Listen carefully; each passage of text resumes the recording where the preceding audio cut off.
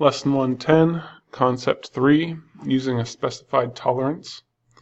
So when you're given a tolerance, you can set up two equations to figure out what the range is.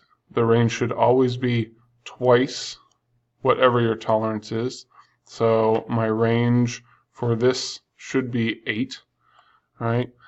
You can write it a couple different ways. You could write it as two equations, 50 plus 4, and then 50 minus 4. You can also write it as 50 plus or minus 4. Okay, either of these ways will work. You can also write it as an absolute value equation. Okay, whatever your tolerance is going to be this value.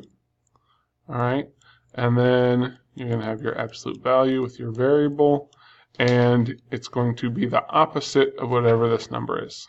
So this is a positive 50, so it's going to be a negative 50.